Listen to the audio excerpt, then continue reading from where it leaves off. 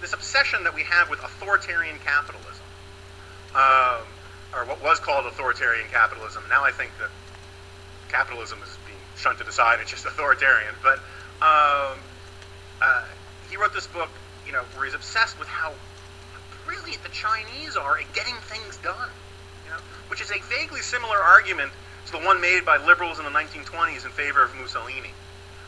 He got things done. He made the trains run on time. The Chinese banned plastic bags, and he thinks that this is just awesome. They banned plastic bans, and I was wondering, what if I'd written a book about public policy and I had a chapter titled, Nazis for a Day? Would I get the sort of, loving interviews on Charlie Rose and Tim Russert and all the rest, I just want to be Nazis for one day just to get the really important stuff done, and banning plastic bags. And, it's amazing, we have this wonderful experiment in democracy and free markets and liberty, and, but just got to get rid of those plastic bags. And it's worth pointing out, again, this is the exact argument that the left has always been making. There's always been this infatuation with rulers who can just get things done. That's why they still love Castro. That's why they love Che. That's why they have, they say wonderful things about Hugo Chavez. Even as he's literally chasing the Jews, out of the country, and it's like he found at some, remainder bin at Barnes and Noble the how-to guide of how to be a fascist dictator, and the left just doesn't care. But I would say that whether you agree with the moral equivalent to war argument, or you want to call it something else, the most important and sort of defining idea that is animating the left today, that is animating Barack Obama, that animated the New Deal, and Woodrow Wilson, and all of these guys, all the left-wing isms, share the cult of unity. This idea that if we all work together, that if we all do things together, if we all drop our individual concerns as if we were at war, and rally around the state, and do big things, that will all be better. If we work our very hardest, we can make this the best yearbook ever. This is the animating spirit of all of these various isms.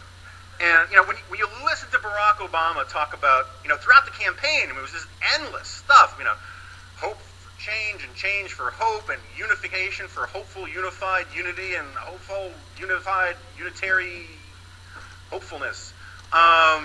Whatever the hell he was talking about. Hope, unity may be a wonderful thing, right? But unity is not a political virtue in and of itself. At least not in our political tradition, right? In our political tradition, the hero is the man who stands up to the mob and says, "You're not going to hang this man today," right? The idea that unity can be wonderful. It's like violence. Violence can be moral or immoral. It depends what you use it for. People who say violence never solved anything, I want to know, how did we free the slaves again? How did we end the Holocaust? If violence never solved anything, why do cops have guns? Oh, look, that place is being robbed. Damn, this is useless. It's the same thing. It's the same thing with unity. Unity can be good or it can be bad. It depends what you're unified about. You know who are unified? Rape gangs are unified. The mafia is unified. You read the Federalist Papers. It is all about the dangers of unity, right? That's why we have divided government.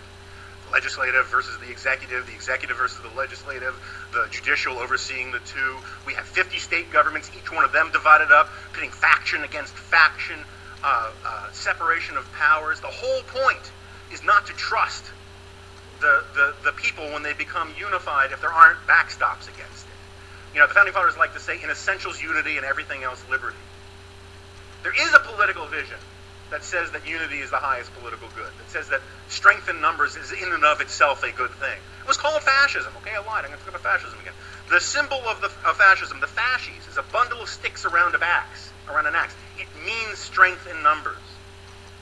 And so when people talk about unity being a good in and of itself, this moment of unity where we all have to be it together, you notice how quickly dissent is the highest form of patriotism went out the window? I wonder how many people had to go out, the weekend after Obama was inaugurated with razor blades and scrape those bumper stickers off their cars. All of a sudden, the Tea Party people are dangerous racists. Whereas 20 minutes ago, I mean, what movie were we watching for the last 8 years? Protest and dissent were the highest forms of patriotism and all the rest. That's all gone out the window because now we are in a spirit of hope and unity and all the rest. So what about us? Is there hope for us? I mean, that was the point of the whole talk, right? Is, cheer up for the worst is yet to come. Nietzsche says that hope in reality is the worst of all evils, or it prolongs the torment of man. Which is not the cheery note I plan on ending today. But I do think about that all the time when I hear about it, how we need hope. It's like, just get it over with and take me behind the barn. I actually have the opposite message, which is simply this: be happy warriors. Be happy warriors. In writing this book, I became convinced of something, that all political philosophy, all political debates could be boiled down to one basic shorthand: Locke versus Rousseau. Okay, now, some people think I'm being unfair to Locke, some people think I'm being unfair to Rousseau. I don't care. I'm talking in big concepts here, right? There are two basic visions that divide left and right, as we define left and right in the Anglo-American tradition, which to date is still the relevant tradition. The Lockean vision says the individual comes before the collective. Our rights come from God, not from government. Sovereignty of the individual, free trade, free minds, free enterprise. The second tradition, the Rousseauian vision, is complete opposite. The general will rules all. The collective is more important than the individual. Our rights come from the group. The prerogatives of the collective outweigh the prerogatives of the individual. And while I think that these two visions do a good job of describing the differences between left and right, the important point to keep in mind is that these divisions run through the human heart. We're all a little Lockean, we're all a little Rousseauian. We all want to belong to a group where we feel like we belong, where we feel we're part of the tribe, and at the same time, we all want to be recognized as important individuals in our own right. And these two things are at war in us. The problem with the left, whatever label you want to use, the problem with all the left-wing isms is they commit the terrible category error. And it's a category error that libertarians never make, conservatives only sometimes make, and liberals make all the time. And it's simply this: the government can't love you. The government can't be your mommy, or your daddy, or your tribe, or your church, or your synagogue. It can't be anything other than government.